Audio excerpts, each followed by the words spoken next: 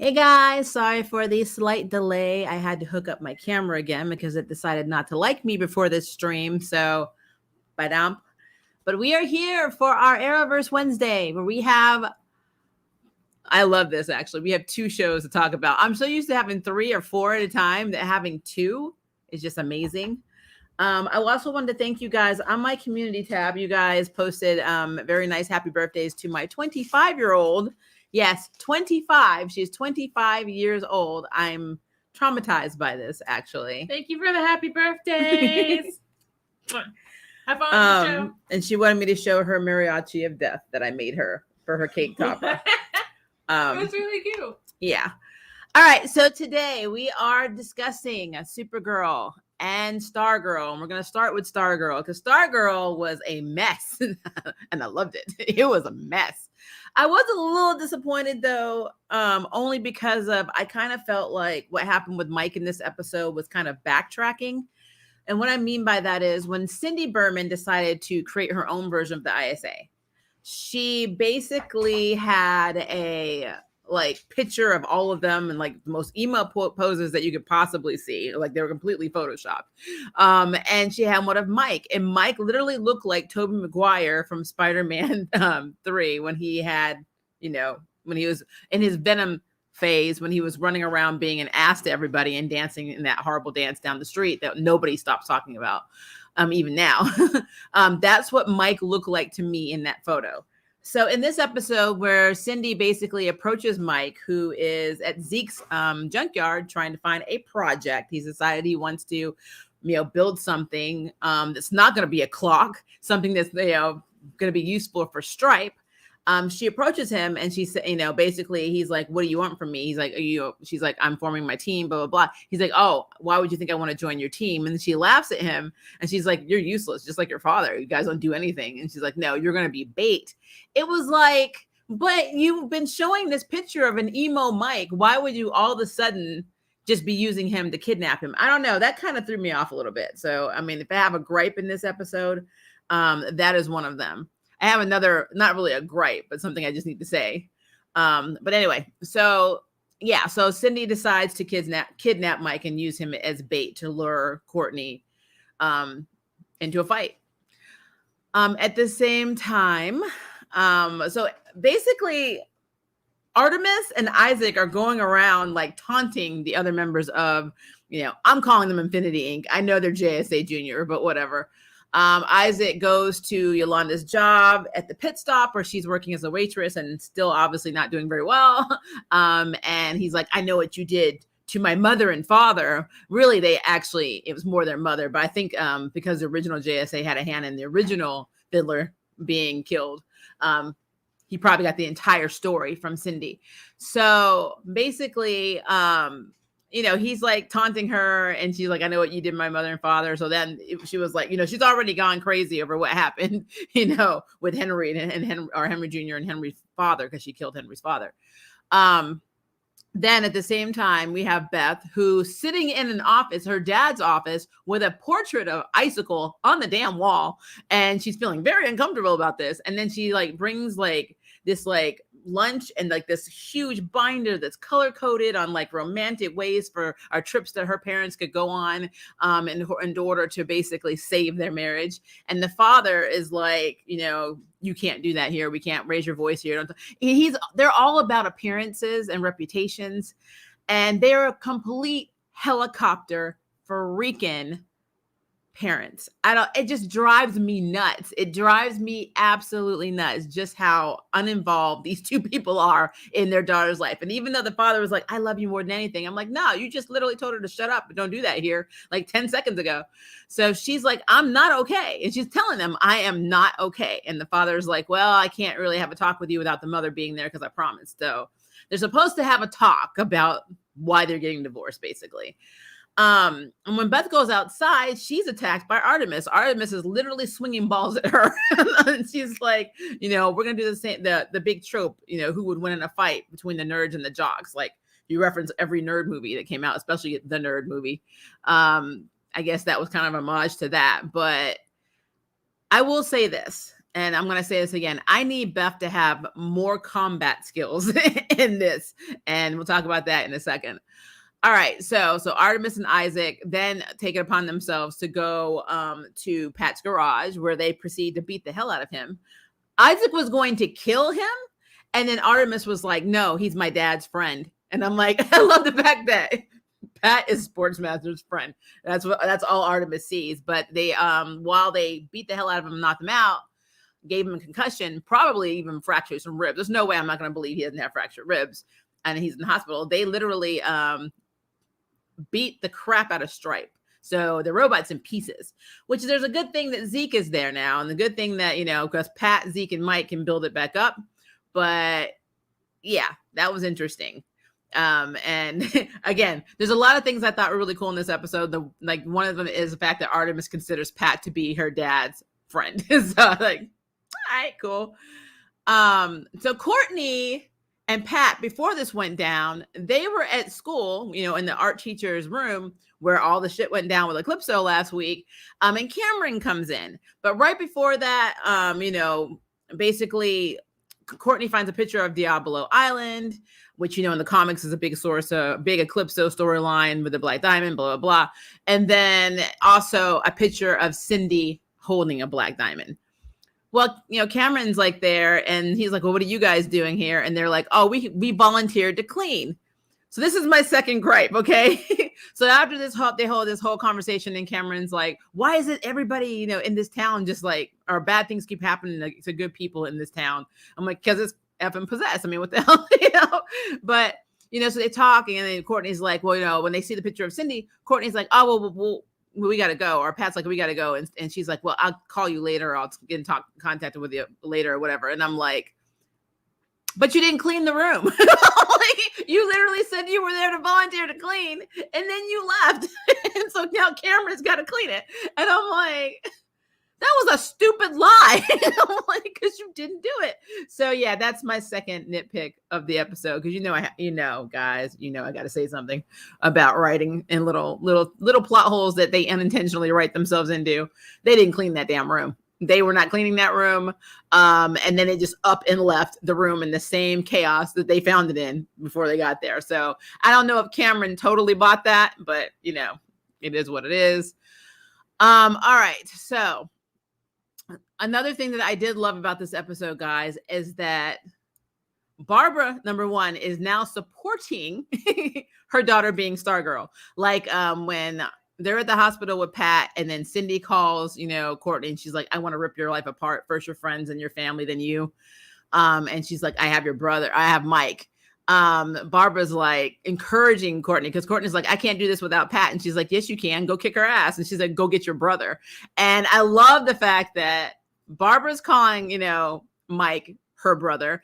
And when they get there, Courtney was pissed, first of all, that they took Mike, and she's like, where's my brother? And I'm like, I am so happy finally that this whole sibling dynamic is canon with these two, because we saw it a little bit last season when they were bonding and becoming more like siblings, but now they're literally calling each other sister and brother. So I am extremely happy. I don't know, I just like the whole trope of like mixed families getting together. I guess maybe it's a Brady Bunch thing, but I like the show. So I love that Courtney is now saying my brother, and Courtney implied that I got bored and he's buried in the ground, and Courtney just literally started railing on her. So I love her and Mike's dynamic as siblings. So it was not lost on me also in this episode, and I've been saying this, guys, because I'm a fan of Infinity Inc. So if you read the Infinity Inc. comics, I say this all the time, that Beth and Rick were a couple in the comic. And whenever Beth wants to talk to somebody, I said this last week and the week before, she calls Rick. She's like, Rick, where are you? I need to talk to you. So they are like, it's almost like they're going in this direction, especially when they were in the big fight scene, which was F&A, by the way. That fight scene was cool. When, basically, I don't know who aimed it. I want to say Cindy aimed it, but it could have been Artemis. Somebody threw projectiles at Beth, and Rick blocked it. And then he did block it for the other girls too. But I'm like, I don't know, guys. I'm really holding on to hope that Beth and Rick are going to be canon like they were in the comics. So Hourman and Dr. Midnight, I would be completely down for. Now, Wildcat was kicking ass. I loved it. Hourman and Artemis going toe to toe. That was an on point fight because they basically were at almost the same strength level. I think Rick may have a slight bit of an edge. The only difference is his runs out after an hour and hers does not. So if she could have ran him out, it would have been a thing. But I got to talk about my girl, Beth. So if you've read the comics, you know that Dr. Midnight, she has like altered eyes. First, there was an explosion and she went blind, and she had like a chemical that was like somewhat infused in her eye. I think she even injected herself, and it gave her like infrared vision, so she was able to see at night. But she was always a gymnast. She was, besides being like a surgeon and like the partner of the original Dr. Midnight, she was a medical researcher. She also was very good in hand-to-hand combat. So she was, but if you look at her bio, I think you can probably even go to Marvel Wiki. She was very proficient in gymnastics, and she also was really into weight training. None of these things are what Beth are into now. Again, to be fair, Beth Chapel, it was older in the comics. She was in her 20s when she became Dr. Midnight, and obviously that's not happening in this show. But I mean, I feel like Beth's only defense is basically her ability to use the goggles to momentarily distract the villain while one of the others take, this person out. And my fear about this is, I'm sorry, DC, Vicky, thank you. I'm losing my mind. Thank you, Madness.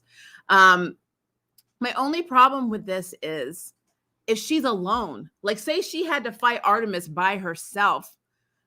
She's quick, but I kind of feel like she'll die. I mean, she would get killed. She would literally die. I mean, right now, Beth is not prepared. Like if Artemis had wanted to take Beth out when she first approached her outside of her dad's job with the balls,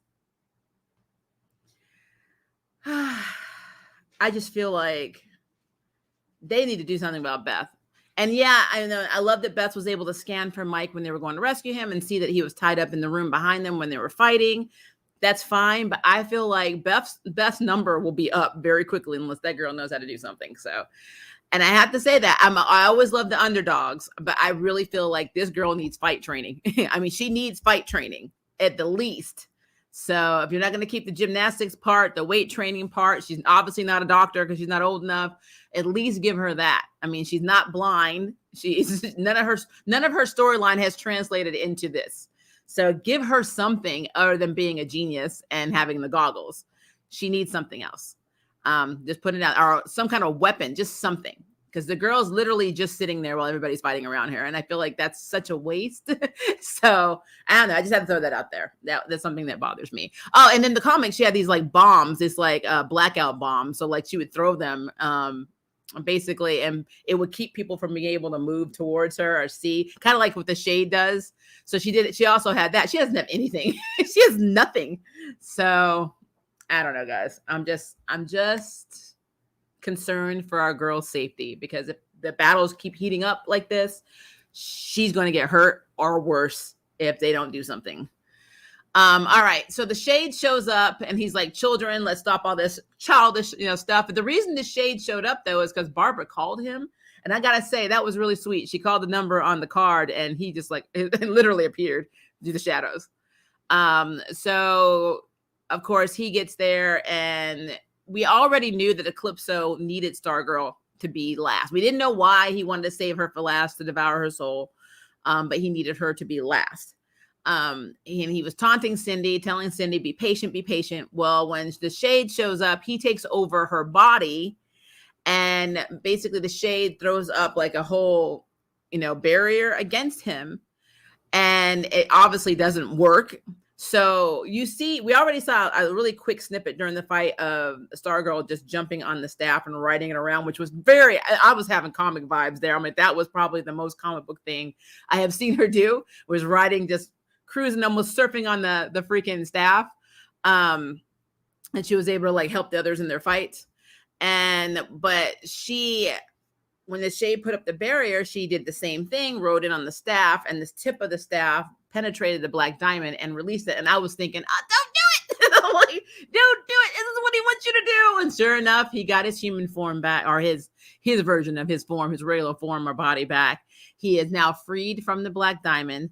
The first thing he did was he started choking out Cindy. He threw her to the side. Then he basically threw a knife at Isaac, and he ate his soul, and it was gross. Like, he literally ate his soul.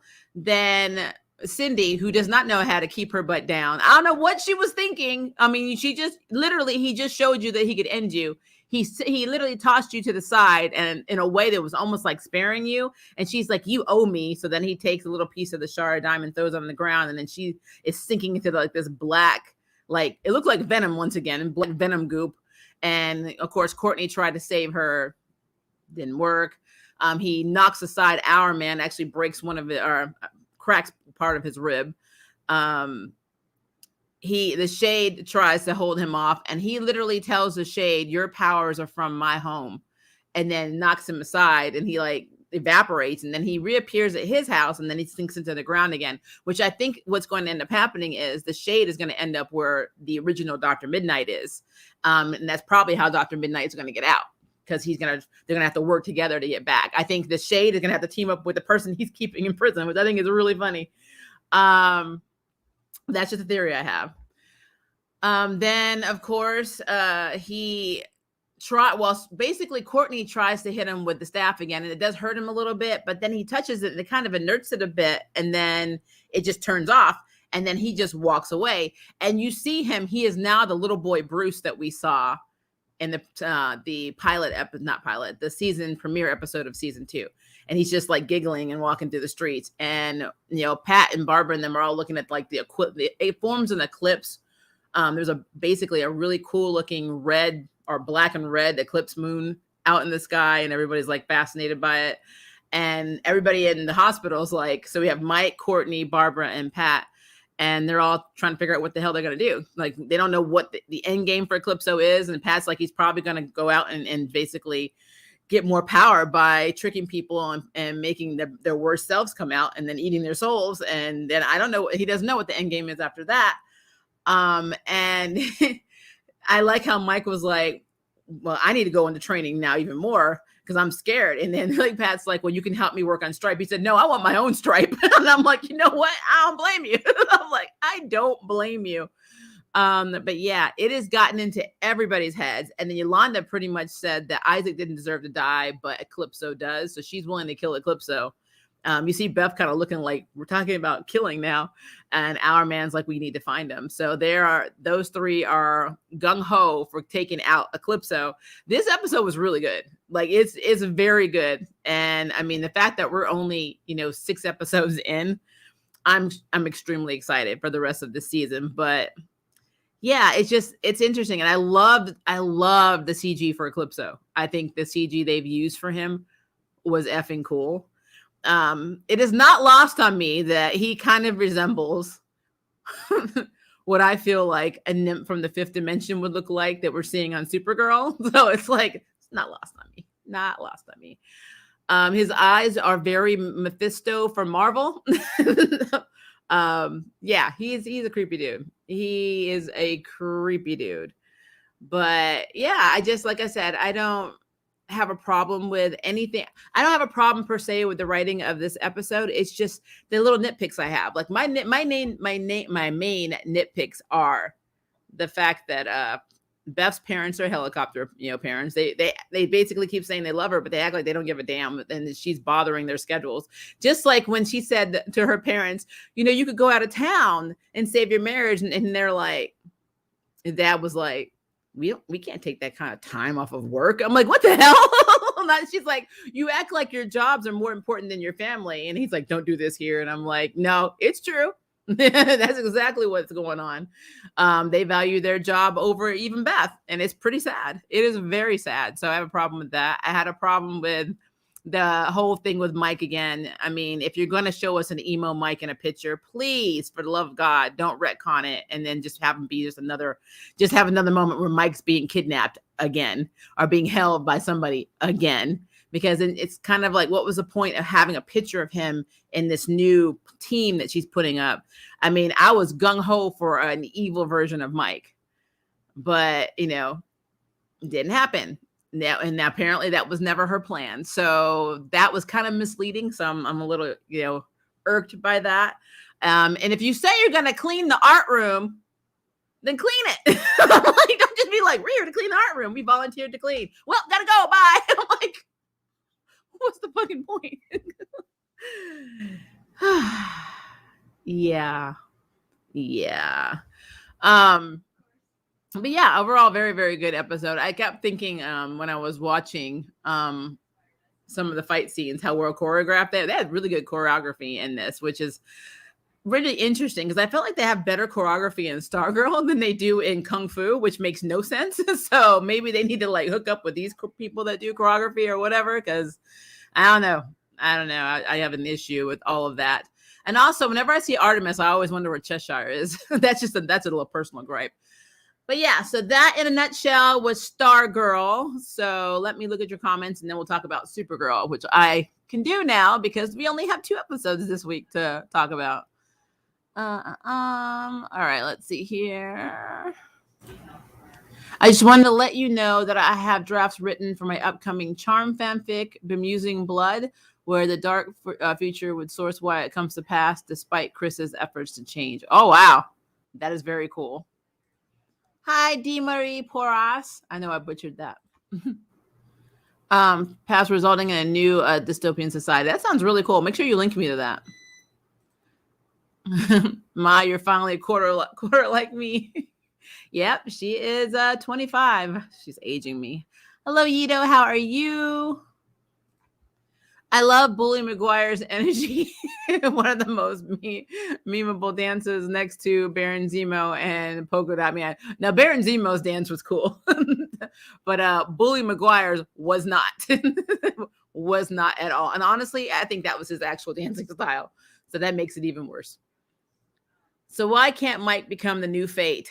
Good question. At first, I thought he was going to be a Lantern because, quite frankly, anybody could be chosen to be a Lantern. There's so many effing Green Lanterns out there. But that was not to be. So who knows, though? Who knows what's going to happen with Mike? We know what happens in the comic books. He just becomes the next Pat. But I don't know. Jock versus nerd. Yep, an age-old classic. The school is trash. Good thing this is during summer school. I know, right? Nothing like good old-fashioned take and call. Supergirl was fun. I'm down with Lena becoming a witch. Okay, we're going to talk about that in a second, so I don't want to get ahead of myself. Could Cindy begging for Courtney's help tease a potential friendship? Unlikely, but who knows? They kind of teased it in the last season. We saw that she is very traumatized over her mother, what happened with her mother, who her father is, what her father did with her. And she actually was connected to the pretend stepmother. Because, I mean, they kidnapped this woman and made her the stepmother, but she didn't want her to die because she doesn't want to be alone. Cindy is by herself, and she feels like nobody gives a crap about her, and that is the entire problem. So, yeah. It was Artemis. So Artemis was the one that did projectile. Okay. I just want to make sure. It seems that way that midnight hour is happening. Yep. Artemis was like, nope, bye. Forgot about that she just took off running. I mean, but wouldn't you, if you just literally saw the guy that was technically your teammate basically having his soul eaten by Eclipso, I would have been out too. I've never actually read about the JSA in comics. There's a lot of different, so there's JSA and then there's spin-offs of J. There's tons of teams that are spin-offs of JSA, but like Sylvester starts Infinity Inc. It's just, like I said, it's going to be interesting. I'm curious to see what happens when Starman meets Stargirl, and I'm also curious to see if we see Ted Grant. But that's a whole other thing, because my boy Starman is not the original Starman. Supergirl episode was amazing. I enjoyed it a lot. I have a hard time following the canon of DC. That's because like Marvel and everyone else, they retcon everything. So there really isn't a thing to follow. I mean, you get kind of like the nuance and how everything works in a universe, and then they just completely redo it. Like, look at the New 52. I mean, everything gets I think almost every 10 years they decide to just do something different. I don't know why. Maybe they get bored. This could inspire her to learn to fight. I hope so. For a while, she was like literally sitting on the ground and nobody was messing with her. Like nobody was messing with her sitting on the ground. Like she had time to scan because Hourman and Wildcat and Courtney were all off fighting. And she's just sitting here like, oh, I wonder where Mike is. And I'm like, nobody was like, let me just hit you in the back of the head with something.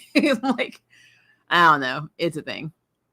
Trust me, you ain't the only one that has a hard time keeping up with DC. I just always... I slip up with names about everything, to be honest with you. It's because I'm tired, but also because when you do MCU reviews and Arrowverse reviews, sometimes it just happens. It's going to happen again. Trust me. I'm like, when we do our what if conversation, I guarantee you, I'm going to probably say something about Arrowverse or DC. It's just what happens. Just blame it on my age. For a long time, I thought Killing Joke was canon. Only found out it's possibly canon based on what happened in the Three Jokers. Yeah, that's a whole other conversation. Always a good heroic moment when the heroes try to save everyone, including the villains. True. The continuity is so confusing. I mean, all of it is. Marvel is too. I mean, there's just a lot of continuity issues across the board. It's all fun and games until the demon elf shows up to the party. Yep.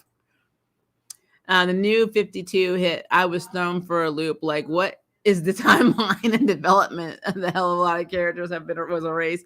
We have relationships were retconned. Yeah, to me, the new 52 is for Clark and Lois what One More Day was for Peter and Mary Jane.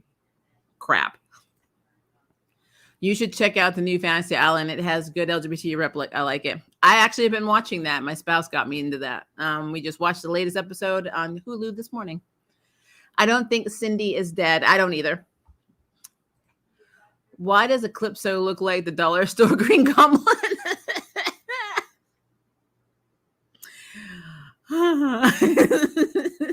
Yeah. Yeah.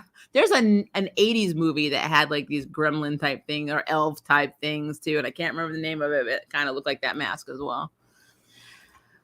I didn't understand that either. Tim Drake was training under Shiva and getting close to Cassandra Cain. Then all of a sudden that wasn't a thing anymore. I mean, just everything that was cool is gone. Yep. And now the cosmic staff is busted. Yeah. It's like Eclipso sucked out the light. I don't actually know what that means. And I don't know what this means for Courtney as Stargirl because, yeah, she can still fight with it as a regular staff.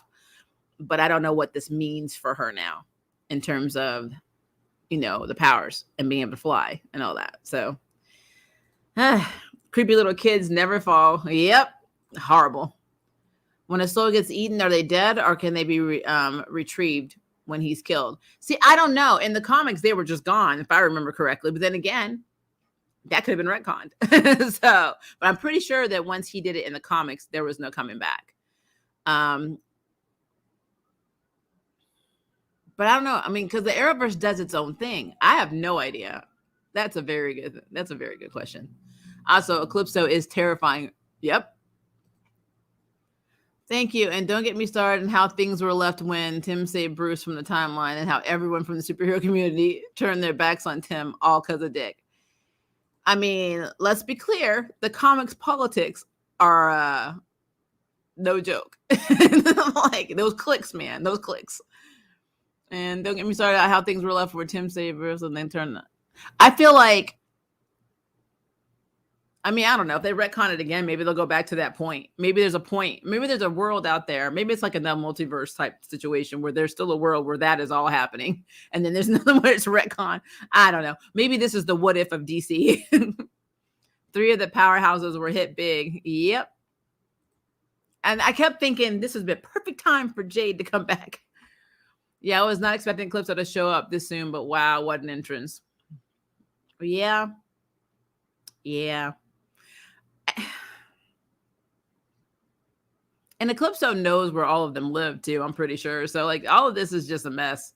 Like I would feel so bad, especially if I was Beth. I'd be terrified to go home because like what if Eclipso shows up at my house? Because like Yolanda makes a point in this episode. She said Isaac wasn't a bad kid. He was troubled. So is everybody in that show. All of the kids in the show have like baggage. So Yolanda, who's struggling about, killing Henry, which we see in the preview for next week, Eclipso's coming for her. I feel like he's going after the ones that are vulnerable and more susceptible to doing things that are bad or to admitting that they're bad. I think if he just admit you're bad, he can eat your soul. So I don't know. But he definitely wants Courtney. The stories are better now, aren't they? I love Cassandra Cain's relationship with Clayface. Jason Todd was also a huge improvement. Yeah, pre-52. Some are good and some are bad. And that's going to be with every retcon, though. Artemis had the right idea. I'm out, deuces. Well, first of all, Artemis shouldn't have been there in the first damn place. So, I mean, not going to lie, Eclipso has one of the better looks in the history of fantastic CW villains. True, he actually looks like he's supernatural. So that's not an untrue statement. Someone needs to tell Eclipso about Cetaphil. I think Kung Fu doesn't put their actors through too much strain when it comes to choreography. A couple of them don't look like they have experience in martial arts. I know. Well, although Olivia is a dancer, so usually with dancing, though, I mean, which is so weird because she's a dancer. Then you have like Sarah Lance's actress, Katie Loitz, who's also a dancer.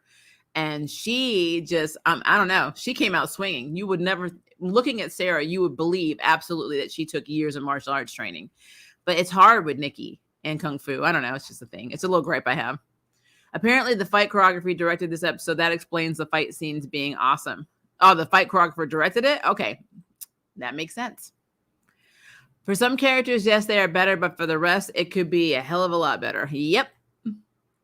I'm so far behind to even catch up on what's going on with the main continuity. I think I'm about as current as Death Metal. I think we're on the same. I think Death Metal was the last. Was it? I have to go back. I mean, look, all I know is I'm still raving about Deceased. So this is the thing. All these Isaac kids were going for the kill. They were. Well, I don't think Artemis started going for the kill. She just got more angry and competitive the more Hourman was. Hourman was literally hitting her through like the toilet and like the doors. And so she was doing that to him. And like, honestly though, if she had just waited out the clock, if she knew his weakness was 1 hour, she could just like hold her punches, dodge, just run down that timer until he was back to normal. And then she could have killed him. So I don't know. I'm trying to get through Future State. Aren't we all? I can keep with Marvel. I just make sure I'm reading about Earth 616. That was it. That's exactly how it is, Maria. I mean, I can't unsee it. I'm just saying. Eclipse reminds me of Maliki. Yeah, I can see that. Maybe Starman shows up and helps Courtney with the staff. I mean, he needs to show up. How long is it going to take him to drive from where she is to where her, because she knows where the hell her son is, unless Pat doesn't talk to her at all. She knows Mike is in Blue Valley. So, I mean, how long does it take him to get to Blue Valley? I mean, where is he? The CW has a witchcraft fetish. Like, they like putting witches in everything. Not that I'm complaining, though. Yeah, we're going to talk about that in a second. Do you think we will see Clarion if Eclipso stays for longer? Because this amount of chaos that's happening in Blue Valley, it seems like his kind of party. Depends. I mean, I think we're going to get a lot of characters we normally wouldn't do because this is one of the passion shows of Jeff Johns. So as long as Jeff is calling the shots, then maybe. A lot of people don't like the New 52. I think it's all right. I'm on the fence. I both like and dislike the New 52. And then Mike can learn some so Latin or even the helmet mentally calls out to him through his weakened mental state and Nabu takes hold. That would be cool.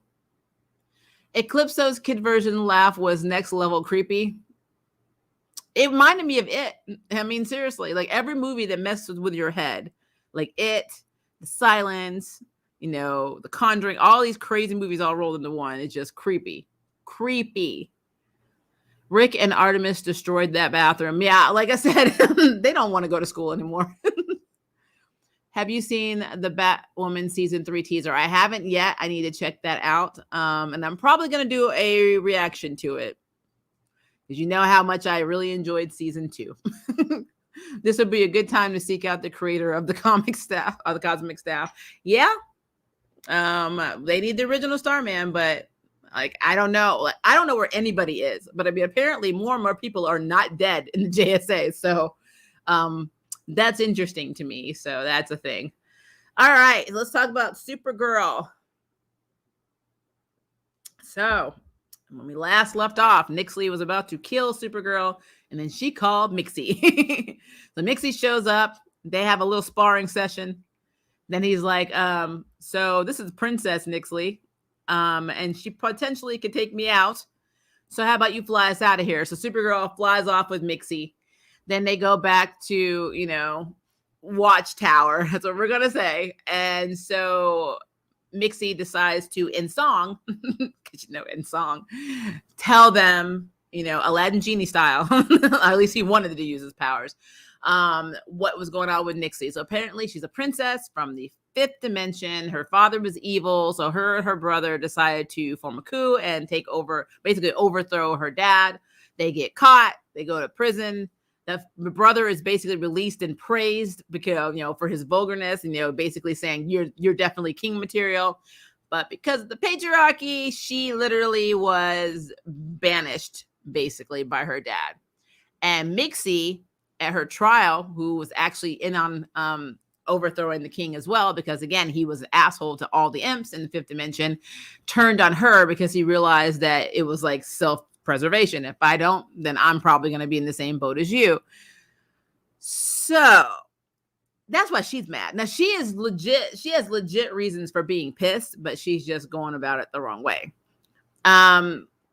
So Mitch is basically back, and he's kind of pissed at her because she didn't use her powers to save him. And she's like, wow, you're pretty much like a bug. I mean, she treated him like crap. She basically did the same thing to him, or said the same thing to him that Cindy said to Mike. You're useless, you're pointless, why waste my time? All right, so apparently Nixie's after these totems, because these totems were, if you put them together, and they said every planet has them, they create this thing called the All-Stone. And the All-Stone pretty much is the silver crystal by Sailor Moon that controls everything, even life and death. That's basically what I'm going to say it is. It is the Jinzusha. It is the silver crystal, basically, created by Jared to basically do whatever the hell he wanted, I guess. She wants to get all these totems, put them together, and form this magical All-Stone. And she needs to have something with magical energy, or at least blood, like her imp blood, attached to it, to be like a beacon to find it. And so she wants Mixie to be inside of this crystal to try and lead her to the totems. So, and I will say the use of using totems again, after hearing about the totems in Legends of Tomorrow, I'm like, why couldn't they be named something else? I'm like, I needed them to be called something. Just call them gemstones, call it a courage stone, a hope stone, just call them something other than the totems. I don't know, that kind of let me down a little bit. I'm just in my feelings about that. So anyway, at the same time, Nia is dreaming about Mixie being entrapped in like this ice kind of cage, or cage made of ice, which we saw the last episode, which told me Mixie was going in the damn crystal. I mean, that's just basically what it is. So we'll get back to that in a second. The side story is Lena is going to her mother's hometown in Fortune Bay, across the pond, to try and find some of her mother's friends. So we had Florence Abbott, Margaret Bishop, and her mother was Elizabeth Walsh. Well, we learned in this that these 3 women were witches in a coven, because they are literally charmed. I'm like, I don't know why we have to have charmed on Supergirl, but we did. So in this version of Supergirl Charmed, Margaret Bishop's husband was beating the crap out of her. And so Florence and Elizabeth and her, literally, because nobody in the town believed that he could hit her. He has this whole sweet, I would never hurt a fly persona to everybody else. They knocked him into the shed, but their power, they basically lost control of their power, and they ended up, burning him alive. So everybody thinks that Elizabeth, who ran to America and then hooked up with, of course, Lex's dad and had Lena, basically it was under his thumb, should I say that way? It was under Luther's thumb. She abandoned her friends because she was a murderer. So all of them basically think that Lena's mother is a killer. And they also, because Florence's family was always known to be witches, they wanted to stone her like in the old days. So she had to go into hiding, and she's like hiding in this cave. So, when Lena gets there, trying to find her mom initially, she meets this like innkeeper named Dee Dee, who's so sweet until she tells her mother's name is Elizabeth Walsh. And she's like, we don't have a room for you. We are double booked. And that literally kicks her out. And I'm like, wow. And it wasn't until she went and met Margaret's daughter, who is running this bar. And she tells her that that Lena's mother killed her father, and by proxy killed her mother, because her mother was left with the shame that she realizes just how hated her mother was. Now, interestingly, when she meets Florence, she takes a little bit of her blood and she's able to see everything that happens. And then Florence tells Lena, you have the gift too. You're basically a witch, because if you weren't, you wouldn't have been able to see what was in this stone. You have to have the blood. So Lena's a witch. And I keep thinking, I wonder if this ability would have come in handy all the time she was kidnapped, her life was in danger, and all of that through the past 5 seasons. Why couldn't any of these powers manifested like then? Why? Unless there's a binding spell on you or something. Why? I don't get it. I don't get it, Mama. What happened? Why didn't I have my powers? So, but be that as it may, Lena is now going to be a witch, which I guess they really can do, because Lena's actually a character written for Supergirl. She's not in the comics, so they can do whatever the hell they want with her. But it's interesting that they chose to go the charmed route. And then in my mind, I was like, I wonder if she's also a sister. Was she gonna pop up on Charmed and be like, "Hey, I'm related too"? I'm like, but oh, that's such a mess, guys.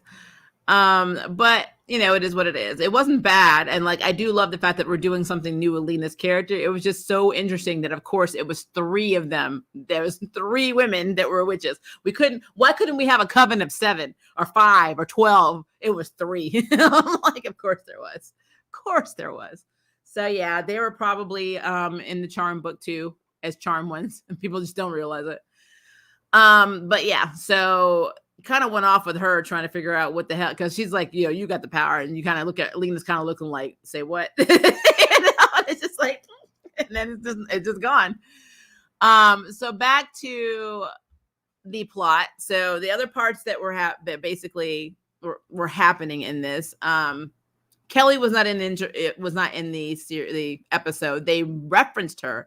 Alex is like, oh yeah, she's dealing with all the fallout that happened in the neighborhood after, Nixie basically brought the building down. And we do see in the trailer for next week that this is heavily Kelly focused episode and Guardian focused episode. So I guess that's probably why they gave her a break in this episode. But like I said, it's really interesting. If we have some lines from Kelly in one episode, she'll be gone in the next episode. It's just what it is. You're only allowed to be in every other episode. But so the entire episode, Dreamer is feeling guilty. So she tells, of course, Brainy what happened, how she's the one that freed Nixie, to get a day with her mom, and she feels bad. Her mother told her that was the best choice, and yada, yada, yada. And so Brainy's like, well, you need to tell Kara. She's like, no, she'll think I'm a bad person and I'm not a good superhero. And I'm like, girl, have you been watching your own show? You know, people F up in your damn series all the damn time. Stop it. Let's just tell her what you did. And she does tell her eventually, and it's fine, because, even Kara's like, Nixie's a manipulator. What do you think? It is what it is. I loved the scene with the magical cat for 2 reasons. The cat was not worried about them. The cat was doing what a cat does. Cat was trying to play with stuff on the ground and keep the cat, and like literally was keeping itself busy. And I love that Dreamer was going to try and pull it into the dream realm, which is very cool. But my favorite part of that entire scene was that Supergirl used her heat ray vision to make a simulated laser light for the cat to follow. And I'm like, that is epic cool. I'm like, that was just funny to me. And that was extremely funny. And of course, Brainy ended up stealing it. So, but yeah, that was funny to me. And I love that they keep demonstrating just how weak Kryptonians are against magic. Like, even when Nixie was talking about, you meet me at this park or else. And she basically snaps her finger and makes Supergirl's throat basically start closing. There's nothing that Kara can do against Nixie, because Kryptonians they have weakness to magic. So she by herself is very weak. I do wonder if they're going to use Lena to fight Nixie, because now that she's a witch, that would be interesting. If Nixie turns out to be the big baddie of overall of the rest of this series, and this is basically the end of the series, it would be very funny if Lena is the one that actually has to take her on. Because I was thinking a good way of bringing back Dreamer's sister, who again trains in sorcery in the comics because she doesn't have the Dreamer abilities, to have her come back and say, I have powers too. Let me show you what I can do. And her and Dreamer work together, and that's how they repair their relationship. I don't think that's going to happen. But I mean, if I was writing this series, that's what would happen, because it would be comic accurate and it would make effing a lot of sense, especially since Dreamer told her mom one of her biggest regrets in becoming Dreamer was losing her sister.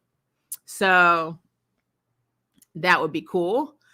But I don't think that's going to happen. Long story short, they decide that they're going to reverse engineer the plans that Dr. Rob came up with the last episode, where they built the thermal bomb that basically it basically terraformed Kryptonian powers into the fifth dimension energy needed for Nixie to get her powers back. So they want to reverse engineer this to take them away.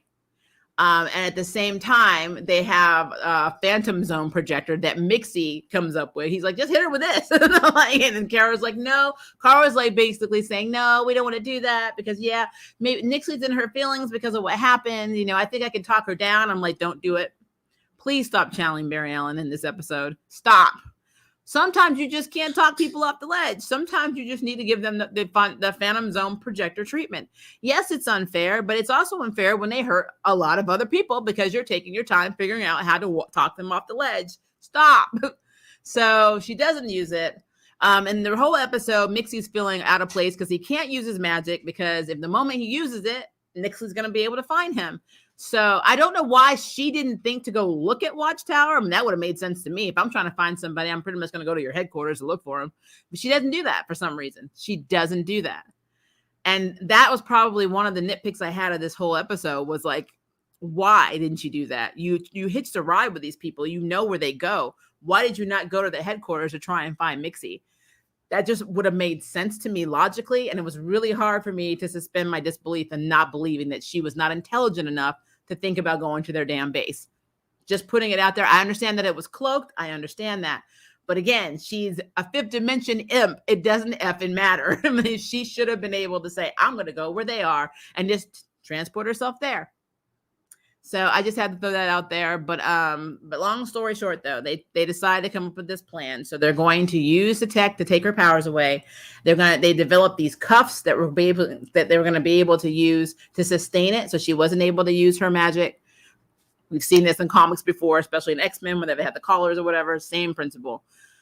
Dreamer was going to go use Brainy's technology, where he's able to make himself look, human, to make herself look like Mixie. Mixie did try to use a little copy machine that he found in the DOAs, somewhere in the DOA where he was doing whatever, to copy himself, but it didn't last because the fifth dimension energy was interfering.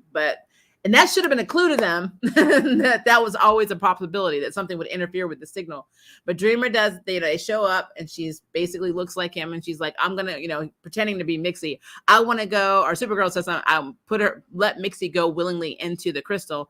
And so of course, Dreamer has the cuff behind her back, pretending to be Mixie. And then like the crystal itself that, she's being drawn to, or to be basically Mixie's supposed to go into, interferes with the signal, which they should have thought about, because how many times has things always interfered with something?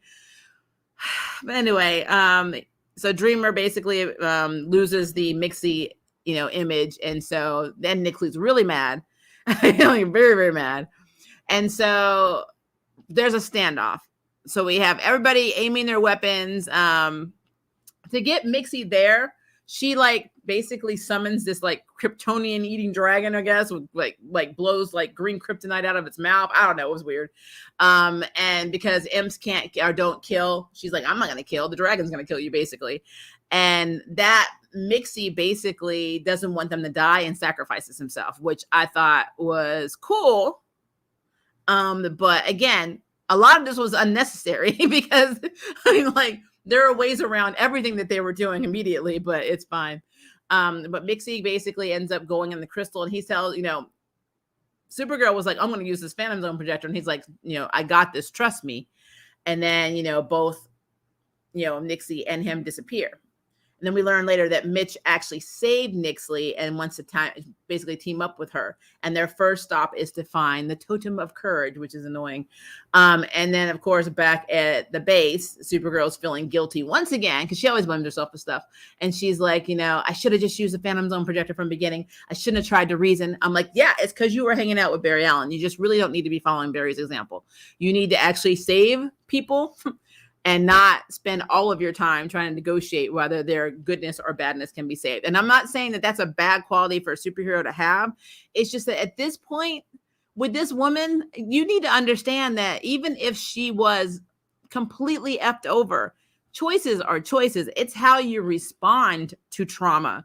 It's how you respond to, injustice that makes you a good person. She has responded by basically not killing, but setting up like situations to get people killed. Like even in the Phantom Zone with her dad, with Kara's dad, she was willing for him to die for them to be free. She literally hurt him so he could not escape. So it would slow him down. I mean, she's, like I said, it just didn't make any sense to me. It did not make any sense to me whatsoever. But they have decided that they are going to go after Mixie to get him back, which is a thing. I did love the fact that they did name drop the Quarter Martise Grodd's cave in the episode. She went to go find Manel's amulet.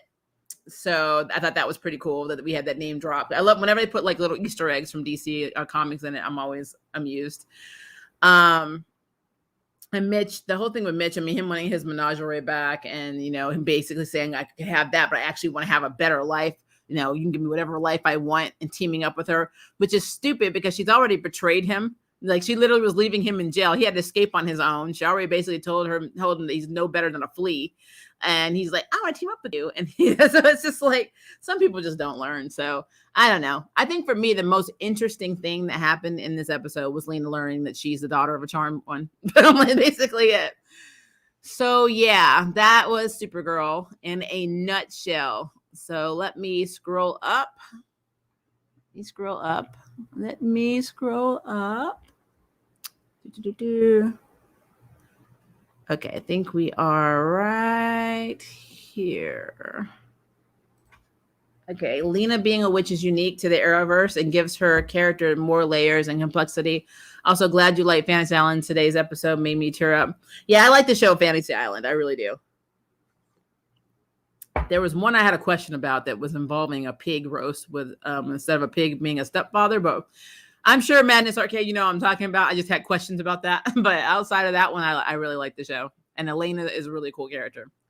And yes, I know that LGBT representation is probably what you're talking about, Ruby, which is her character is very interesting to me on a lot of levels. And if we are talking about witches, can we see Margarita Covas, Tarot, is basically the homo magi equivalent of Nemo Madame Xanadu, who had strong ties in the Calypso art. I wonder if they're going to bring any witches to Stargirl. That would be interesting.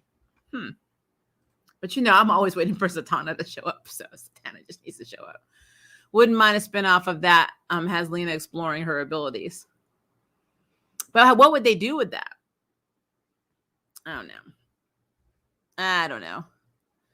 Nixie has a right to be pissed, but she has taken it to the next level. She's gone crazy. That's what she's gone. Completely crazy. I get being so angry that you want to like punch someone in the throat. I get that.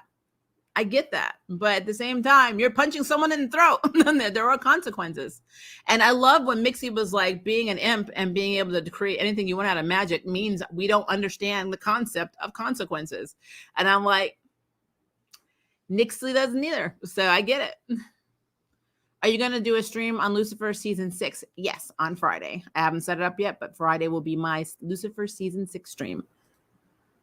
The CW loves recycling plot lines. Oh, yes, they do. Yes, they do. Recycling plot lines yet again. And plot holes. Like how Lena's mom was a charm one, apparently. Exactly. When I saw the three, I'm like, oh Lord. Like, here we go. Here we go. Marvel's recent what ifs remind me of CW writing. You are not lying. The last couple of episodes specifically bothered me. I don't know. I'm trying to hold out hope for the next one. To be fair, maybe Lena needs training. Oh, absolutely. I just think what a good time for your powers to manifest themselves when you're about to die. I mean, I feel like that's when your powers are going to come out. Like in the OG Charmed, yes, the grandmother unbound their powers, but they didn't know how to use them. They didn't know they had them. It wasn't until, especially with Piper, until somebody was about to kill her in the elevator that she was able to free something. So like, I don't know. I feel like any of the points, if her powers are not bound, anywhere between season 1 and season 5 would have been an optimal time for those powers to surface up and be like, wait, why am I able to do this? I think that would have been very cool. Lena's powers couldn't happen until the plot said so. Touche. Touche. Talk about Katie McGrath's luck. Your Morgana roots are coming back to haunt you. Yeah. Lena, you're a witch, my dear. I actually really, really liked her as Morgana. And I miss her Irish accent. Sometimes I wish that they had kept her Irish accent in this, but yeah, I get it. I love how Nia felt so guilty and thought Kara would hate her. Girl, please. Supergirl is very forgiving. Hell, Supergirl screws up all the damn time. Like, Supergirl, can you forgive me for stuff you've done in other episodes and other seasons?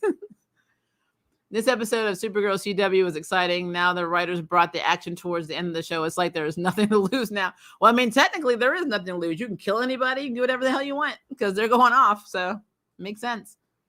Guess Lena is just a late bloomer. Also, Florence even says that will manifest until she embraces them. That's probably why she didn't know before. Possible. Like, that part was hilarious. You're talking about the cat scene with the freaking heat ray laser pointer. That was cracking me up.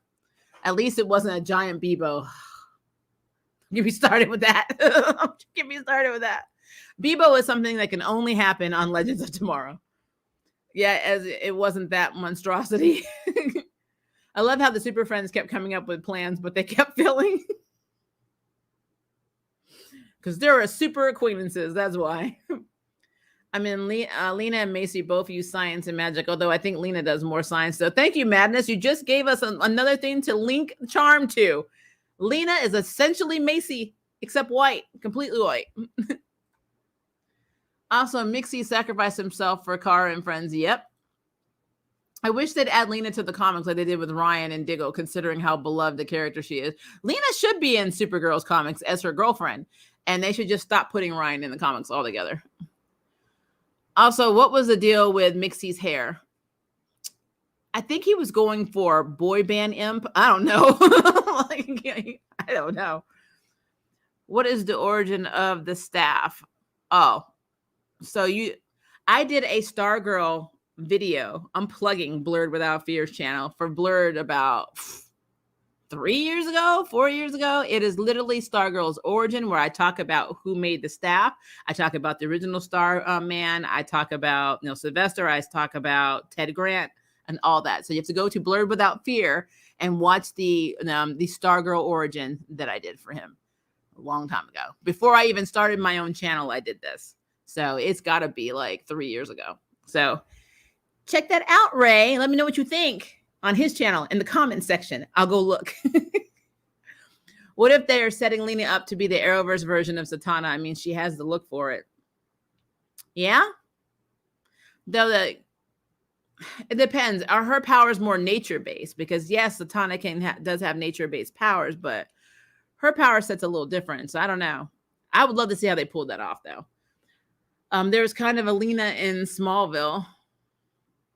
You mean the episode where Lana became a witch? I'm like, clearly Mitch has a thing for people with power.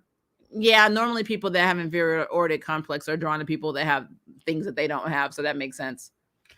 What's the official way to pronounce? I don't know. I've been calling him Mitzi or Mimi or Mitzi Z, Mitzi Pizzi Z. I think it was Mitzel Pitzelwick or something like that. I don't know. It's been a while. It's hard when you only see the names in the comics and then people start using it in the TV shows and you're just like, is that, I mean, do we know that's right? I don't know. I think Mitzi's fine. I'm glad they kept with canon that Crotonians have a weakness to magic. Yeah, I would have been pretty irritated if they did not. Wait, who is the daughter of a charmed one? The analogy is it Lena? Yeah, it has to be. Because technically though, wouldn't that mean that Maggie from the bar also had the ability since her mother also had the gift? And she knew about witchcraft. So it almost makes me feel like the girl knows. I don't know. Is Lena a witch now? I know Lena is a descendant of a powerful witch and sorcerers, more so. She should be. I am the sun and the air. I am humanity to be loved, just like everybody else does. I love that song, by the way. Maybe travel to the Phantom Zone, kick charge her powers. I don't know. I mean, I wonder this, and I really want someone to answer this question for me. Is Lena a witch now and her mother a witch because Crisis reinvented the Earths? Was she before? See, these things I always wonder. Is this another indication that something else changed in Crisis? It's interesting. Bebo was a lot of fun. Bebo's crazy. With that difference, maybe Lena would have had more storyline on Charmed, sadly. Yeah, she probably would have been Abigail. I'm a little annoyed they decided to actually give Lena an interesting character arc with magic, and it's the final season. Yep, we literally had 9. We have 9 episodes left. I know. I don't get it. And I really think that if she's going to be training in magic, she might be the one that has to go against Nixley. I don't know why I think that, but who knows? The only Lena-like character in Smallville is Tess, who is way cooler in my opinion. I love that character. She was great.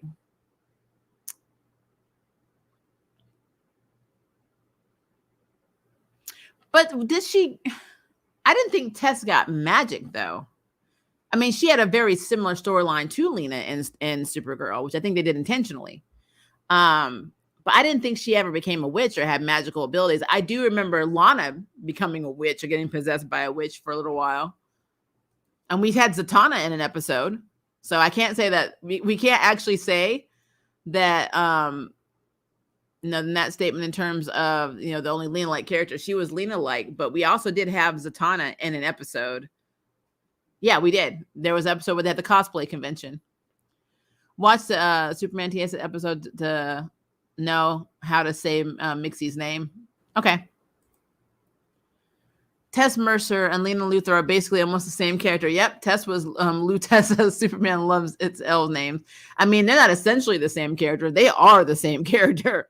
The only character they haven't translated over into Supergirl is basically Chloe. But then even then, technically that's not true, because you could really say that Alex is really the Chloe of Smallville. I miss when TV shows had theme songs. The Charm, 90s, Raw, Buffy, Angel, Smallville has memorable theme songs. True. Maybe Crisis released energy like the snap and affected some people with latent powers. I'm wondering if that's actually true. I really would love to know if that's what was happening. Since Lena is a witch, I wonder how she'll explore her abilities and become more something like Tala or Nightmare Nurse. I would love her to be Nightmare Nurse. Oh my gosh, that would be so cool. That probably won't happen, but I think that would be so cool. Kind of feels like CW's main characters are dropping off like flies, except for Flash and Legends of Tomorrow. I really wish CW brought in more heroes. I mean, every time, they're not approving shows. I mean, I think we're getting Naomi, but I mean, it doesn't, like I said, most of the characters we're going to see when Supergirl ends, most people think it's going to be on the Flash, but I think it's going to be on Stargirl. I think Stargirl is going to be the vehicle where all of these other heroes come through, because I doubt it's going to happen on Superman and Lois. I just don't feel like we'll get more villains than we will heroes on the Flash. So the actual heroes themselves that are going to be coming through are going to be on Stargirl. And there's only so many episodes you can do on Stargirl, so it's a thing. Tess, she was a sister. She didn't have magic. That's what I thought. She was basically what Lena was prior to us realizing she was the daughter of a charmed one. Yeah, exactly. She was like in prior to Magic Way. Vixen is canon in CW. We never got her. We got another Vixen in Legends. Yeah. Okay, so first of all, let's talk about the fact that I love Legends of Tomorrow, but they are not accurate portrayals of any characters. So even White Canary was never Sarah Lance. Or do you think Lena would go off and build her own coven, like with characters like Black Alice and Jinx, given their apparent outlooks? Huh. That would be interesting. It would be interesting for me, and I would accept this if Lena literally teamed up with Barbara Gordon and formed a new version of the Birds of Prey and brought in Black Siren and a few other badass characters to become Birds of Prey. Having a Birds of Prey TV series that was not crap and was handled well, I would be down for, because honestly, if they brought in Lady Shiva, the only time I would ever accept that is if they actually had her in Birds of Prey, where she was filling in for Black Canary and, seeing her struggle with not killing people. I think that would be a very good portrayal of this character and not make her weak and easily succumb like Ra's al Ghul did to Oliver Queen, which was absolute BS. I'm never going to believe that Ra's al Ghul got his ass handed to him by Oliver Queen, who had a day pass off of the Isle of Maru for like, what? He was literally off this island more times than he was on this island. So like, I can't. No. Arrowverse writers are not allowed to touch Lady Shiva. That is what I'm saying. Ooh, Chloe, crazy what happened with her actress. Yeah, wow, that whole, that girl was nuts. Stargirl will need to bring out all the big guns for Eclipso, because what the fuck, the creepy laughing child made me laugh. Yeah, little Bruce. That was what he called himself. He called himself Bruce in the season premiere. We don't talk about the charm ones in Smallville. That's basically what it is. Yeah. Ruby and also the bookworm. Yeah, the doctor, you mean. I think she's the doctor, right? The island doctor. The pig roast thing was a metaphor. Well, no, I get it. But my thing is, in your fantasies, you actually can do the things in your fantasy, but they're not actually happening. So I wonder if she had a memory of eating him. And I'm wondering if she really ate him. And I'm just like that. I just had questions on that. Can we have Lena and the Kane siblings come to Motherland Port Salem? If Lena came, she would be mistaken for General Alder's daughter or sister, because they look a little bit alike. And so you just really look at her, the two actresses, they look very similar. The JSA versus ISA fight scene was crazy. It's like they said, we are going to start people go crazy in episode 6 in the writing room. I mean, I was here for that fight. The only thing, and I said it earlier, Beth needs to have a better way of defending herself than temporarily showing Artemis her parents' wanted files. She's like, wanted, allowing somebody else to come and knock her away. It's like Rick already knows when they go into a fight, he has to have Beth's back all the time because she can't defend herself. It's sad. But again, Artemis and them weren't really trying to kill them in the beginning. If they were, then when Isaac was using the fiddle and when Artemis was basically hitting balls at Beth, she would have hit it in her head and killed her. She could have killed her. She's super strong. They were not trying to take out the JSA at the time. I don't know why. This is my problem with that whole master plan. If you are trying to hurt Courtney by getting rid of her friends first, then get rid of them. Don't scare them. Don't warn them the danger is coming. Just do it. I'm like, just do it. Take them out and be like, yeah, I took your friends out. And now I'm going to come for your family because I got your brother already. I'm going to off him. Then I'm going to off your Pat and your mom. And then I'm going to kill you. But this is not what happened. This makes Cindy and her ISA weak and stupid. They're following we are not main characters. Therefore, we don't have main character insurance anthology. Because if they were really trying, and I mean, if they were really trying to kill them, I always use this example. I know you guys know I love Super Sentai and Power Ranger, but there's an episode of Power Rangers where they hold Tommy down, the putties do, and they take a lock of his hair and they cut a lock of his hair to take back to make a clone of Tommy to take Tommy out. When all they really had to do was, while they were holding him down, is take the scissors and plunge it right into his throat. Now, getting up from that, they aren't trying. They are not trying. Please, guys, understand they are not trying to kill them. I am not big fan of the future crossover because this is just such a limited roster now. I like Ryan, but she better not just automatically become the Paragon. They better bring Kate back for that. Especially since she's going off to try and find Batman. I'm going to tell you this. Because technically she can't be a Paragon if Kate is a Paragon. That cannot it should not be. To be fair, we know it with this version of Crisis on Infinite Earth, you can scratch somebody's name out and then put somebody's name and then she could be it. And maybe that's what they'll do. They'll just scratch out Kate and then write in Ryan and now you're the Paragon. But like I said, I had so much hope for Ryan's character. I was 100% behind her in the beginning, and now because of the writing and giving her Kate Kane's everything and not having Ryan have anything of her own, like she doesn't have a story of her own. Everything she has is because of Kate Kane, and like I don't support it. So it's no hate on the actress. I think she's amazing. I think she's beautiful, but I don't support Ryan Wilder as Batwoman. I don't, because she's not Ryan Wilder Batwoman. She's Black Kate Kane. That's literally what she is. They gave her all of Kate Kane's storylines. So I'm in my feelings about that. So if she goes in that crossover and then they say, okay, you're now the Paragon too, I'm like, you know what? Of course she is. Why not? Because she gets everything that Kate has. It's just another thing that Kate has that they gave to Ryan. And Ryan, who's supposed to be smart and talented enough on her own to do her own shit, we don't know anything about Ryan. Ryan has nothing. She basically, every success that Ryan has been in the benefit of Kate Kane. And that is the problem that I have with the writing of that. I can't unsee the Charm theme song playing during Lena's mother's flashback with the Power of Three. Yeah. And those late 80s, early 90s clothes. I wish Vixen had gotten a live action series. Me too. I bet the budget on that would be amazing. I would actually like HBO Max to do it. I do not want CW doing it. I'm excited for the new Black Canary show HBO has coming. Me too. I'm very excited for that. What spinoffs would you like to see are set in the Stargirl universe? Well, first of all, the biggest one I want is Infinity Inc. I want them to have Infinity Inc. I want all of our main players. I don't know. We can hold off on Atom Smasher, but I want everybody else from Infinity Inc. I don't want to have what happens to the characters in Infinity Inc. to go down, because we know what happens to Yolanda and Beth in Infinity Inc. And sadly, at the same time, and it is messed up. So I don't want that to happen, but I do want to have, instead of JSA juniors, I want them to become Infinity Inc. And I want Sylvester to come and because when he comes, he takes on a completely different superhero persona, and he allows Courtney to, basically keep being Stargirl. And then Ted Grant comes, and remember, Ted doesn't want to be Starman. So he's like, you know what? You can keep the staff. I don't want anything to do with my dad's legacy. Peace out. So even though he was really good, he was a reluctant hero.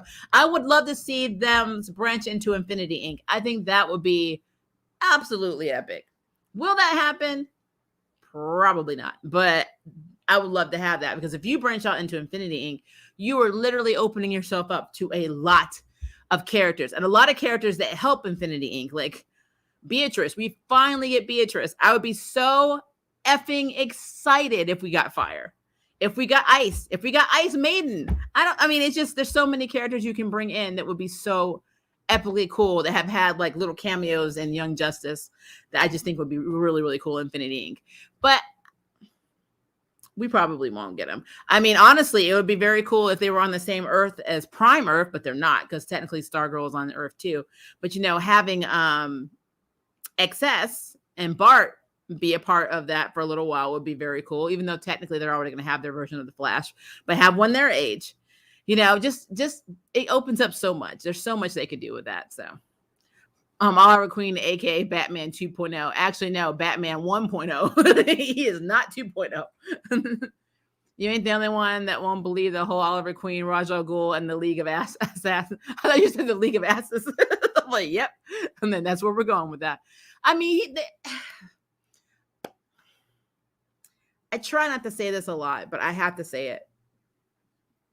Oliver Queen's character was the perfect example of the white entitled superhero, because they made this person who literally only had 5 years of any type of training, technically not even continuous training, be like the most badass fighter ever.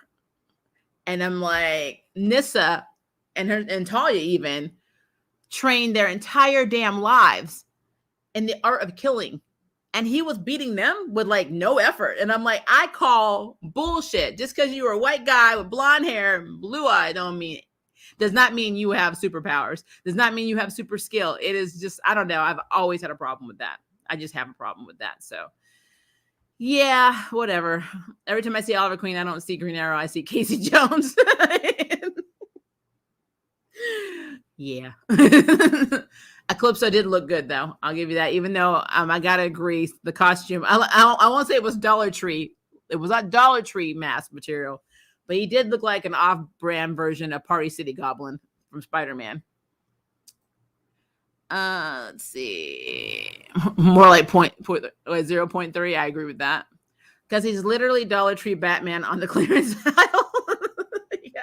Which is so bad because in the comics, I don't dislike Oliver Queen. Yes, he's shady as shit.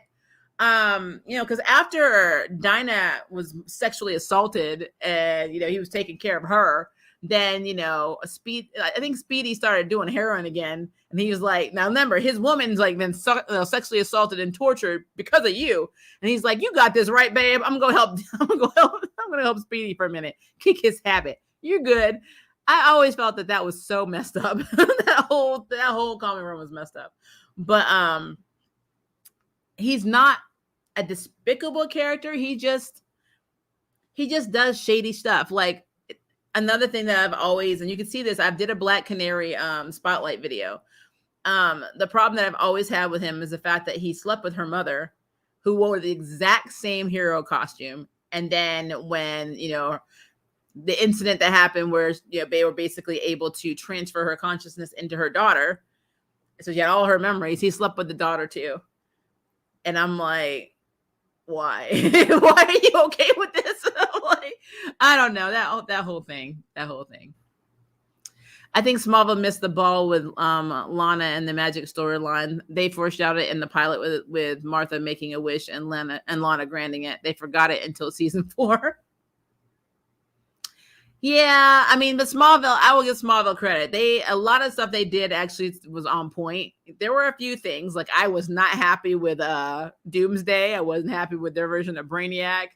But at the end of the day, they had a lot of successes. Like, I really love what they did with the Wonder Twins in that. Of course, we got Zatanna. I really love that. We got to see Booster Gold, and the guy who played him and how he acted. That's how I perceived Booster Gold. Their JSA was very cool. So, yeah, I didn't have a problem with that.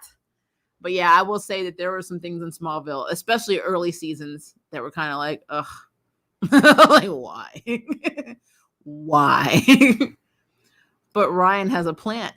Stop it, Like I said, they had so much potential. But I'm telling you, if her and Sophie hook up this season, you already know what I'm saying. Bat chaser. I agree about Beth. She needs to train at this point. Even Barbara needs to walk around with a weapon too. Beth needs a martial arts trainer and a costume makeover. I absolutely agree. Ryan doesn't have a storyline how level out her second season and nothing. No personal stake in the game. Just the Wayne family legacy. I mean, so when you create a character and you want us to be able to relate to this character, you can't have every success and every good thing that happens to said character be because of the previous incarnation of the alter ego this person has taken on. So basically, if Ryan did not become the manager of Kate's bar or live in Kate's old apartment, become BFFs with Luke, and basically BFFs with Mary, who is technically Kate's sister, and have beef with Sophie, but have like a little flirtation thing happening with Sophie. Even down to Alice being her villain and the person that messed up her life the most. Everything about Ryan screams Kate effing Kane. I would love to have had her come in, not somebody who was incarcerated, not somebody who lived up to every negative Black stereotype in the United States of America. I would love to her come in rolling like we had Lynn in Black Lightning, only they character assassinated her by making her hooked on the green and then making her into a straight up bitch. I mean, be real, she was a bitch. Her and Jefferson were toxic as hell.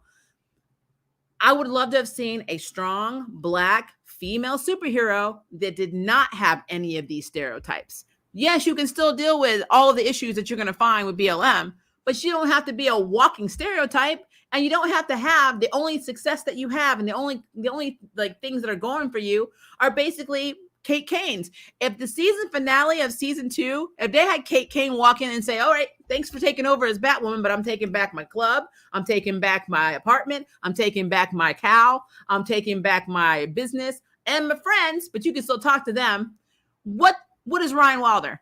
Explain to me what Ryan Wilder would be if Kate decided to take all her shit back. That is my problem. That is literally my problem with Ryan Wilder. And it's not Javicia Leslie's fault. It is a writing issue. And that is the issue that I have. Let's see. If CW Vixen beat up CW Hot Girl, I'd be down for that. I can see, you do not like Hot Girl. I wanted Lena to point out and close the door at the end of the episode as a CW and WB nod to their history. Tisha, I can see that. I can see that. The hated CW Hot Girl. I think a lot of people really hated her because of Ray. Infinity Inc. Ongoing Justice was my introduction to that group. I'm telling you, I love Infinity Inc. I'm so in my feelings. So in my feelings. Even in the animated series, I shipped John with Vixen. I can see that. I meant the girl in the newest episode who fell in love with her favorite Wyatt Arthur and lived happily ever after. Oh. Gotcha. I gotcha.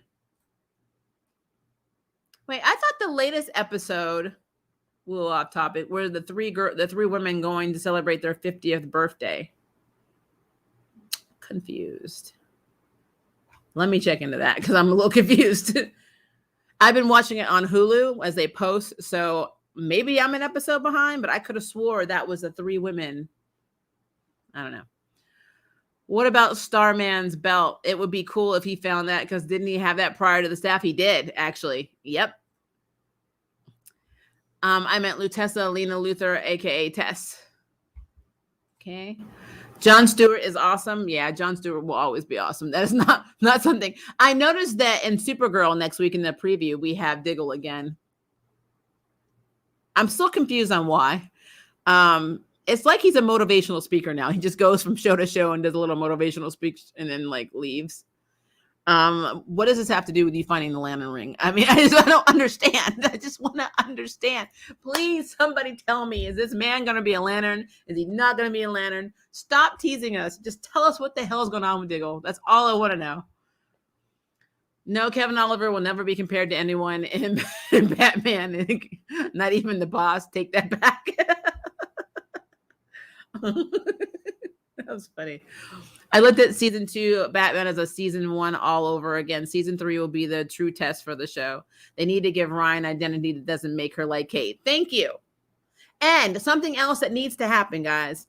And I keep going back and looking at this episode, and she keeps saying it because somebody keeps telling me I'm wrong when I say this. But she told, when they were talking, and she was talking about why she went to jail, she said, Angelique was on drugs. She waited for her to go to sleep. She grabbed the drugs. Instead of doing the smart thing and flushing them down the damn toilet, she ran out of the apartment with them into the streets, and the crows found her with, basically with the drugs and arrested her unfairly. And I'm like, no, if you are carrying drugs, you were going to jail for possession. That is literally a crime.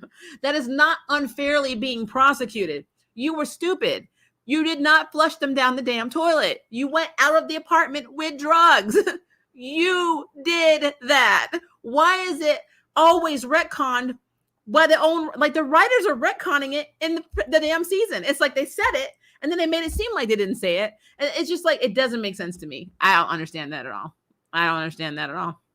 League of Asses, maybe it'll catch on. It should.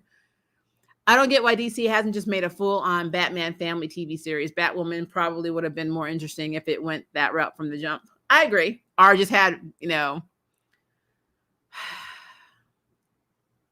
because I know Ryan is literally a CW creation. It's an Arrowverse creation. And I don't even dislike Ryan. I don't know Ryan. This is the problem that I have. I would have loved for her to bring her in. That she could have been anything. She could have been a law student, a psychiatrist, a medical student, a cop, or a detective who was let off the force. Like I would have been, if she would have been a cop, like a detective who quit because she didn't like how much corruption was inside of GCPD. And then maybe Renee Montoya, who is going to be in season 3, was her ex-partner or something on that level. I would be down with that. That would have been kick-ass. That's not what they did. They let her live in a damn van with a damn plant. I just can't. I cannot. Smallville had my favorite live-action Green Arrow. Yes, I absolutely really loved him. Justin was a very good Green Arrow. Honestly, I can never get into Arrow because he was dollar store Batman. A lot was ridiculous. The first season was very dark, and I kind of liked it. And I've always liked Diggle's character, so I didn't have a problem with the first season. And they didn't make him to be something that's like this untouchable badass. It wasn't until later on he was getting on my damn nerves. Cassandra Cain and Birds of Prey, the movie was so badly done. I don't even know if the writers did her research. Orphan was hard. Like, I don't even know where Orphan is at this point. When I was looking at the new the Suicide Squad movie, I was wondering if this was pre her or post her, because she left with Harley. So where is she? So I'm confused. I'm just under the assumption that the Birds of Prey movie happened after the Suicide Squad movie. I don't know. But DCEU is not really good for continuity. So, I mean, it is what it is. Upgrade on League of Assassins. I don't think that should be the case, though, Every time I see Oliver Queen from Arrowverse, it's literally like a live action Young Justice discount Sportsmaster. Yep. I actually could see him playing Sportsmaster, honestly. Oliver is supposed to be a contrast to Bruce, like Shazam, The League, Superman, and the Ideals versus reality. CW made him a Batman-like character, which isn't. Yeah, it's not what he's supposed to be at all. I love that Batman didn't even have a contingency plan for him, and he has an inferiority complex because of it.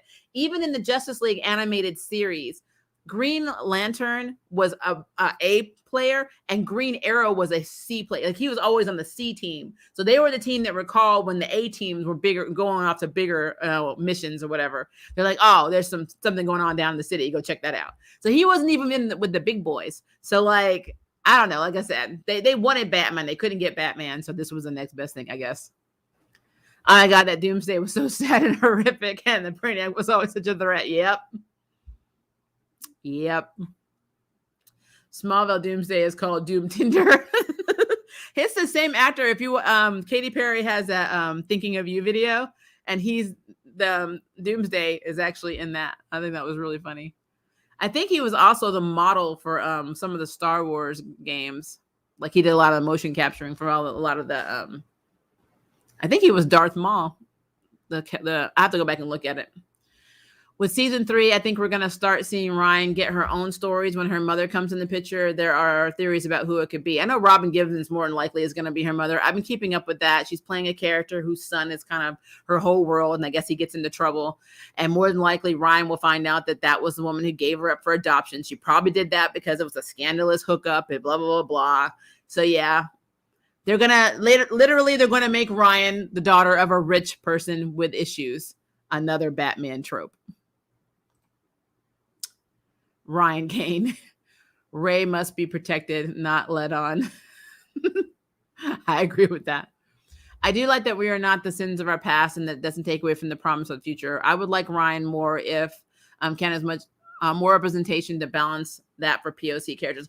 I need them to show that POC characters like us do not have to be people that were jailed, and that our salvation is at the hands of somebody, in this case, a white woman, but anybody who is entitled or empowered. Like, that's where we get our validation from. I was nothing until I got all of your hand-me-downs.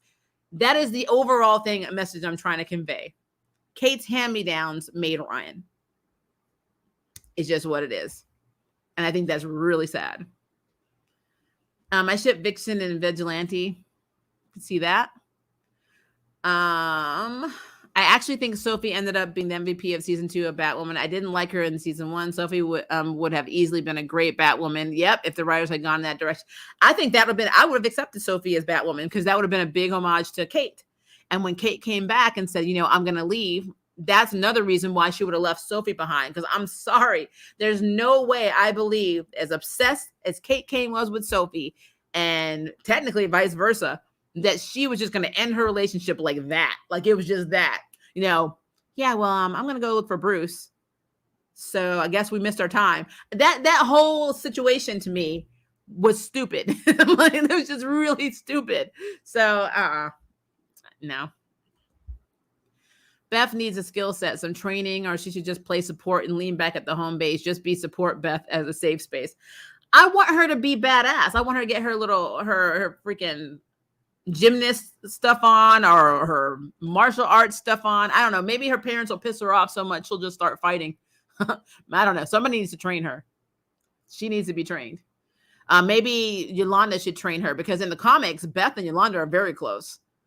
It's not Stargirl and Yolanda who are best friends. So Courtney and Yolanda are friends, but they're not best friends. It's actually Beth and Yolanda are like BFFs in Infinity Inc. And then Rick is Beth's boyfriend. So our man and her, like I said, it's just, I don't know. It's a weird setup right now. That was a good pairing too. Better than Quanon and Forge. I just don't understand. Basically, there's nothing original in Batwoman. Kate stole Bruce's stuff, and then Ryan took Kate's stuff, was already stolen. I agree. I mean, and trust me, it's the same thing I said about Stargirl. When Stargirl was getting her feelings about Jay coming in and getting the lantern, I'm like, you literally took the lantern and everything else from JSA headquarters. You stole them first. So now I'm not here to point fingers with that. So I will say that is an absolute true statement. I will say Kate is Bruce's cousin. So his cousin stole it, not somebody from, the van outside. But at the same time, she did try to give it back. So I'll give her props for that.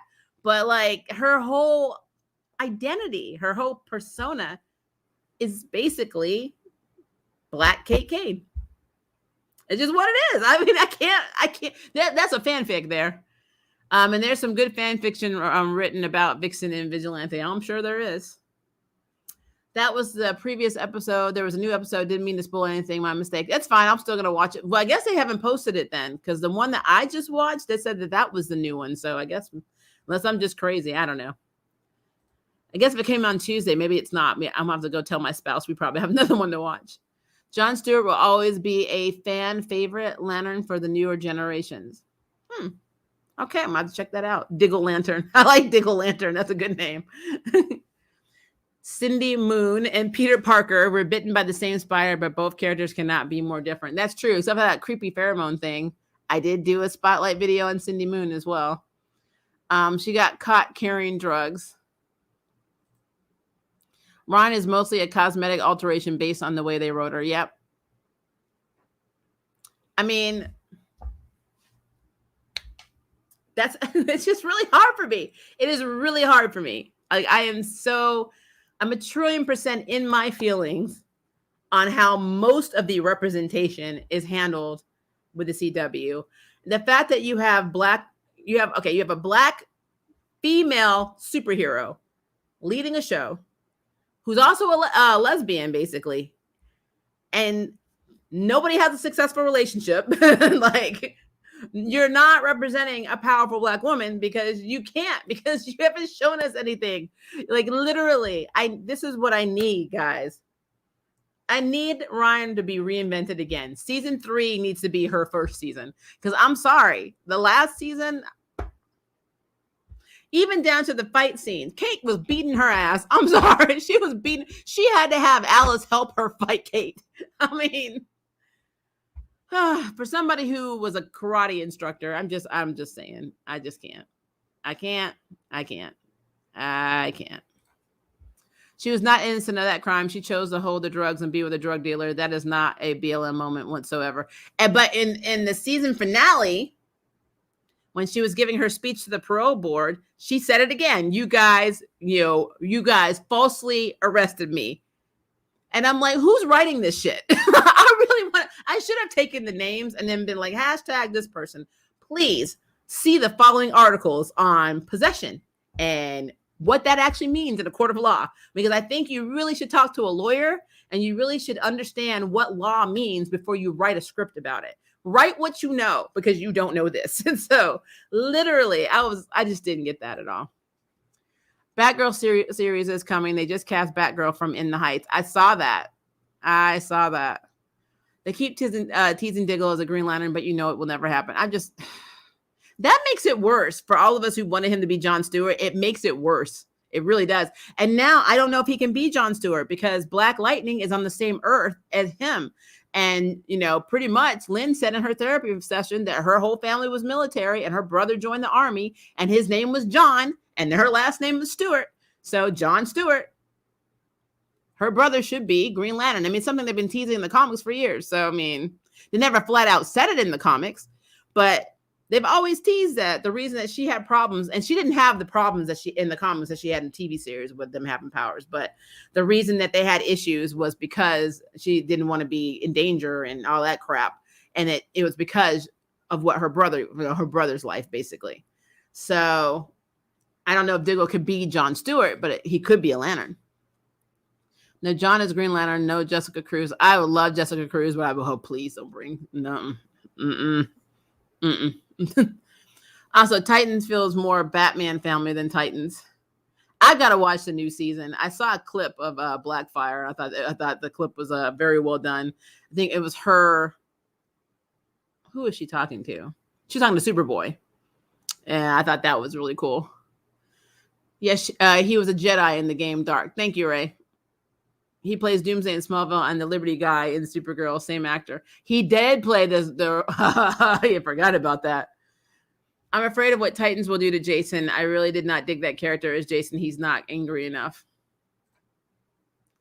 Isn't she going to be the Arrowverse version of Jada Jet? What if Bruce is Ryan's father that gives her a connection to the Wayne family? Now, I can't really say that he can't be her dad. I mean, he's not supposed to be that much older, but I mean, I guess technically speaking, that would be really interesting. That would be interesting. But then, I'll be in my feelings because then she won't be the first Black superhero. She'll be the first biracial or mixed one. And people won't like that. Speaking from a mixed person, people get angry about stuff like that. Unlikely, but it's an idea. I was hoping that Mary would have become Flamebird. I've been saying that since season 1 in Kate's absence, disappearance, and realized later on that life wasn't for her and trains Ryan, who she finds as a replacement. I would have loved that. But yeah, I said that last season 1 when we reviewed back when Kate was there. I was working for Flamebird. I was wondering if Mary was going to be Flamebird. But to be fair, Flamebird was Kathy Kane's partner, not Kate Kane's partner. So there is a difference, but because everyone thinks that Kate's the first Batwoman and she's not. But whatever, Flamebird would be cool. Maybe Beth can be like Overwatch or Felicity Smoke, Cisco Ramon. Not like Felicity, but I'll take Overwatch or Cisco Ramon, even though technically didn't Felicity codename herself Overwatch? I don't know. That was a homage to Chloe because I think Chloe became Watchtower. And Mary falls into the Leslie Tompkins African role. No, she was. What did Chloe call it? She was actually. I think she took Barbara Gordon's role from Birds of Prey in Smallville. I have to go back and look. It's been a long time. And Mary falls into the Leslie Tompkins Alfred role. That would be cool. Let's see. Okay, someone give me direction because I'm willing to write for Ryan Wilder to separate her from the Kate persona like Laud. They just make her a poser. This is literally a copy and paste Kate Kane. I mean, if they were gonna bring her in, they should have brought her in. My perfect scenario for Ryan is that Ryan was a burnt out, tired of corruption detective. All of her cases, everything she worked on was basically being overturned because we already knew that Black Mass owned most of, GCPD. And so for a long time, owned the cops and a lot of politicians. And Gotham is extremely effing corrupt. So what better way to introduce a character into a scenario where she becomes Batwoman, be it maybe for a little while they have, maybe Luke's out there trying to be a superhero, whatever, and he's getting his ass handed to him right now anyway. And so he needs help, and they just run across this detective who helps him. Maybe she helps him in a fight or something. I don't know. But they meet in this organic way. But she is a detective that has quit the force, and maybe she went into being a private eye, and then being a private eye, aka then becoming Batwoman. To me, that would have given her a lot more flexibility and being Batwoman, because you made me believe that this woman who was on parole, who had a parole officer who was going to call the cops on her if she was 1 minute late, was going to let her run around at night all the time and not check in. And then sometimes during the day, or be kidnapped and miss a parole hearing or miss a check-in with her parole officer and not go back to jail. Like, that whole scenario of her being on parole and introducing that situation was insulting, stereotypical, and made no effing sense if you're going to be a superhero. If you are a superhero, you can't be on parole. You just can't. You don't own your own time. That doesn't make any damn sense. So, like, her being a PI, you set your own hours. You work whatever cases you choose. She's burnt out from the force and all the corruption there. That would have been a fucking A storyline for Ryan Wilder. They didn't do that. They instead did this asinine, stereotypical BS, and it's just stupid. It is a writing problem. It just is. And I want to slap silly whoever approved this treatment of this character.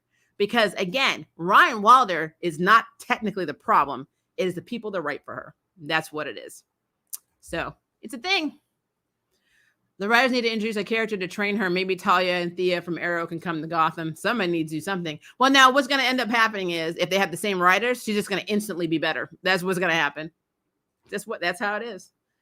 I need Ryan to go back to school and become a social worker or a public defender and make her backstory something forged into a storyline for a strong character that does the work and adds to her hero. Thank you. That is somebody you can look up to. Because right now we're like, she's a role model. Yes, a person who was carrying drugs is your role model. Yes, that's not all that she is. And no, I am a big believer that people can change and reform. So don't say that I'm not saying that, but I'm just saying optics. That is what you're introducing this character to kids as, somebody who got busted for carrying drugs. So it's crazy. That's Ryan's story and she's sticking to it. Yeah, that's the problem. Ryan blamed the GCPD to protect Angelique. No. She carried the drugs out of the apartment. She did that. Doesn't matter if she blamed the GCPD. Go back and watch the episode. I actually went back and watched it. She actually said that she carried the drugs away from Angelique because she couldn't get her to stop and she was desperate. And she waited for her to go to sleep. And instead of flushing them down the toilet, she ran out of the apartment with them. It's literally the wrong place at the wrong time. Now, she did get busted like before, apparently, for driving a car when Angelique was robbing something. But it didn't stick because they had no evidence against her. This was something that was said when she was talking to Sophie and there's during the season. But the actual went to jail was her carrying drugs. So Angelique was not with her. She was busted by herself. Angelique didn't go to jail for drugs. She did because she had him on her. Possession is illegal. That makes no sense. It makes no sense. I will write a dissertation about how stupid this is. So it's a thing. Batman's stealth game must be on point in CW if there is practically no info on him. I mean, what gets me is that Batman must be really upset because even when Crisis was going down and the world was going to shit, he still didn't show up. I mean, nothing's bringing him out. Like nothing. If the end of your world doesn't bring you out, nothing's bringing you out. I hope Trinity Smollett's rumored HBO Max Black Canary spinoff movie is better than Birds of Prey. I know she can do it, but DC writing sometimes can make you feel like throwing stuff at the TV. I feel that way with Arrowverse too. And honestly, what if the last couple of episodes, I was kind of like, what is happening? Stargirl will run into an issue that was kind of hit this season outside of the villains of the prior generation. There really is no villains for the superheroes to fight in that small town. Yeah, I mean, they can introduce smaller villains too. They could do a villain of the week. Because Smallville did successfully that for a long time. The first few seasons was nothing but metahumans. Or what do they call them? They weren't metahumans. What the heck did they call it? Meteor rock like people. I don't know. I have to go back and look at the Wall of Weird and see what Chloe named them. But the meta freaks, whatever you want to call them. I'm just hoping that they have some mention of Ryan and baby brother to start. Randar, baby brother Starfire and Blackfire in the near future because I'm tired of him being trapped in Metropolis via Supergirl. That's probably not going to happen. With Icicle gone, all the villains in Valley are only there for the new JSA. Otherwise, the town would be safe. I mean, we don't even know why they're still there, honestly. I mean, be real. Maybe because their houses, they can't sell their houses. I don't know. Property values are low. Him and Gotham popping in on Tim Drake or just dropping in on the Outlaws and surprising his big sis. Well, like I said, there are characters in the Arrowverse that we don't see their siblings. So, I mean, I don't know what it is. I don't know. It's really weird. We are almost at 1 hour and 45 minutes. I'm going to do a couple more questions and then we are going to go. Ryan would get along with Jason the most from their backstories. True that. The opposite for kids is the hero is in love with a drug dealer and keeps trying to save her. I mean, it's weird. I mean, I'm sorry. This whole thing is weird. I don't know what they were thinking. If they thought this was good representation for POC, they were wrong. This is not helping anything in the BLM, movement or the Black community. This is not. Ryan Wilder is not a role model. I'm sorry, she's not. Could she be?